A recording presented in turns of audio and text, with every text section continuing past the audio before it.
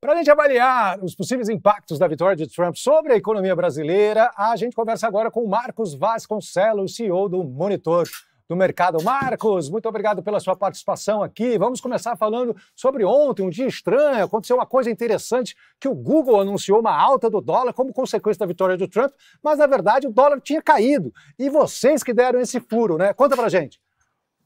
Salve, Cazé. Bom demais estar aqui. Sempre um prazer.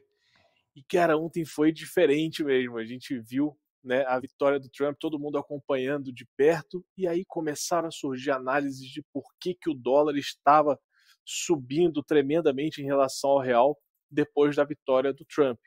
E a gente aqui acostumado, né, a acompanhar esse mercado, estava acompanhando e vendo que o dólar, na verdade, estava caindo.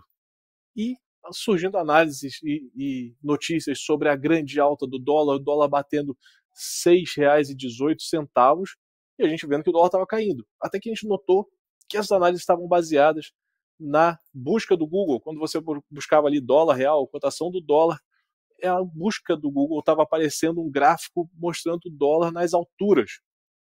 E fomos para cima fazer a notícia mostrando que o erro estava na busca do Google, né, no resultado, na plataforma ali que entrega a cotação do dólar, e não o que efetivamente estava acontecendo.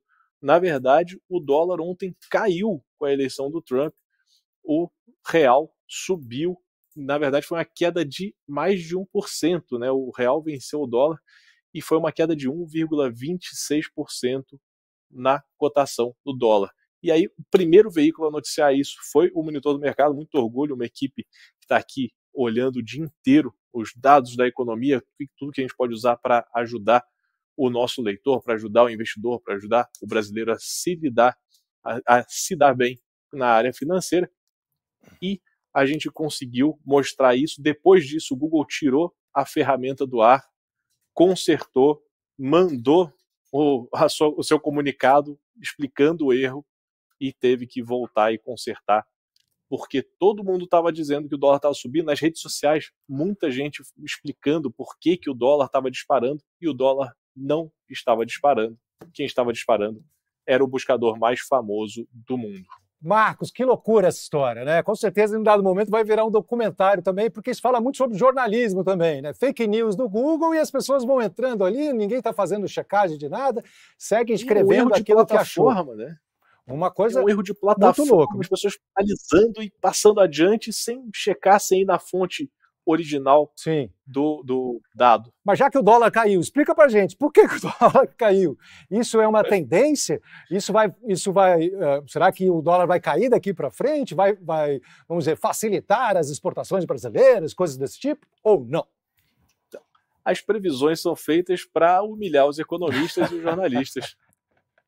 Você sabe que é inviável a gente prever o que vai acontecer, mas eu posso explicar por que está acontecendo o que está acontecendo.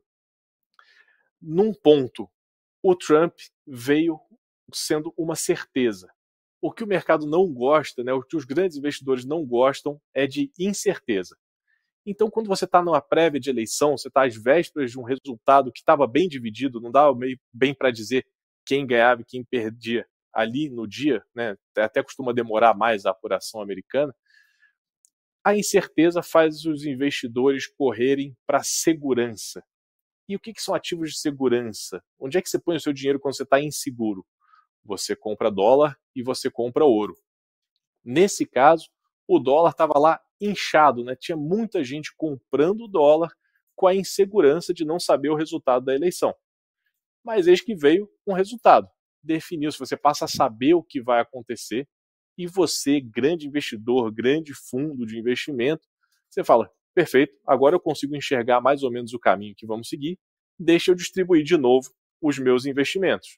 Entre essa distribuição, sobra aqui para a gente, para os países emergentes, que voltam a ter um apelo para o investidor que, né, se alivia um pouco, perde um pouco da insegurança e vende um pouco de dólar para arriscar um pouquinho em ativos que ele acha que vai subir dali diante. E ativos, entenda-se, moedas locais, moedas de outros países, ações, investimentos em compra de empresa, enfim, tudo isso acaba trazendo mais dólar para o Brasil nesse momento. A gente tinha uma insegurança muito grande, quando alivia um pouco dessa insegurança, o dinheiro distribui de novo. Você acabou de fazer um comentário.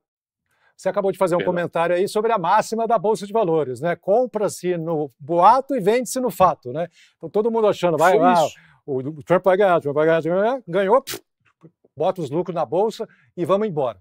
Bom, isso é com relação ao dólar. E o Bitcoin? Porque o Bitcoin atingiu o maior patamar da história, né? O que isso significa? O que isso representa em termos de economia ou em termos de projeções? Pois é, o Bitcoin ele é uma criptomoeda completamente do risco, digamos assim, não é uma fuga para a segurança, mas acabou virando um ponto de segurança, sim, para o investidor que já está acostumado a lidar com criptomoedas. Não é uma coisa comum, não é uma coisa corriqueira, mas sim, ele aumentou muito e virou um pouco dessa meia segurança. Você quer arriscar e você quer tirar da economia tradicional, que acha que ela está muito arriscada, você bota ali na cripto. Mas o que explica muito essa alta do Bitcoin com a entrada da eleição do Trump é que ele, durante a campanha, falou muitas vezes sobre o incentivo à economia digital e que ele quer levar isso para os Estados Unidos de uma maneira mais pragmática, né, mais oficial no incentivo ao uso das criptomoedas. E o que traz insegurança para o investidor que bota em Bitcoin, que bota em criptomoeda? A falta de lastro, a falta de grandes empresas que usem, a falta de ser uma coisa mais segura. Quando você vê o futuro presidente da maior economia do mundo falando que vai transformar esse criptomoeda, esse ativo, em algo mais corriqueiro, em algo mais oficial, você fala, putz, agora deu a segurança que eu precisava para investir nessa criptomoeda, nesse ativo, e bota dinheiro para lá. Com isso, o Bitcoin ganha um novo patamar, que é um patamar com o apoio do futuro governo dos Estados Unidos. Então você tira mais um patamar de insegurança que ele tinha e você incentiva que os investidores vão para lá. Hoje a gente já tem empresas, né, incentivando o Bitcoin, o próprio PayPal, que é aquele sistema de pagamento online, criou a própria moeda. O Elon Musk, que você estava falando dele há pouco tempo aí no programa, criou a própria criptomoeda também. Então isso acaba levando mais segurança, e quando vem um governo, e não qualquer governo, o governo da maior economia do mundo, e coloca segurança de novo, todo mundo vai querer um pedacinho dessa moeda para tentar arriscar ali na frente, vender ela mais cara. Vale a pena a gente colocar também que o próprio Donald Trump, né, junto com seus filhos, vai lançar uma moeda dele, estimando aí a captação de 300 milhões de dólares. Quer dizer, mais um reforço aí para se investir nas criptomoedas. Agora, com relação aos impactos aqui no Brasil, as políticas econômicas de Trump, muitas pessoas estão falando que podem levar a um aumento da taxa de juros americana. Não sei se você concorda com isso. Mas se isso acontecer, isso pode provocar a saída de capital dos mercados emergentes, como o Brasil, né? E, eventualmente, dificultar a redução das taxas de juros aqui no Banco Central Brasileiro, enfim, e piorar a situação econômica como um todo. Como é que você vê isso?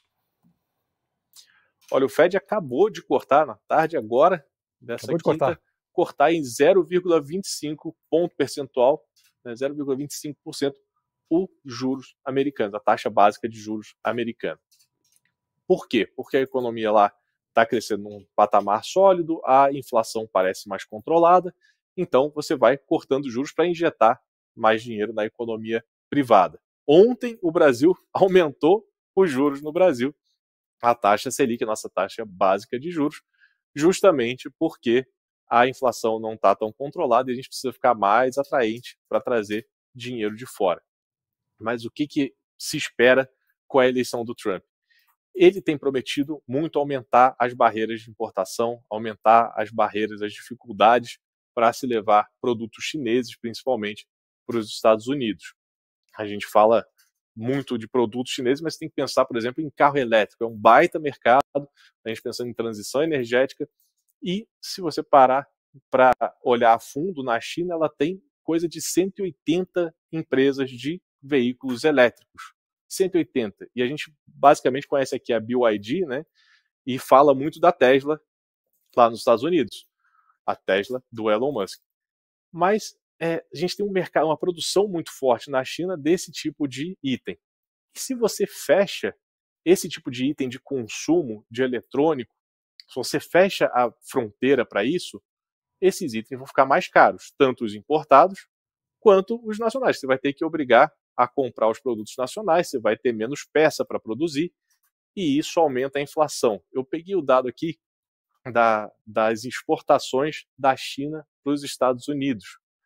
E lembrando que o presidente Biden, o atual presidente dos Estados Unidos, ele não acabou com os vetos que o Trump tinha colocado à China no seu primeiro governo. Inclusive, ele dobrou a aposta, ele aumentou, né, as barreiras de importação de produtos chineses.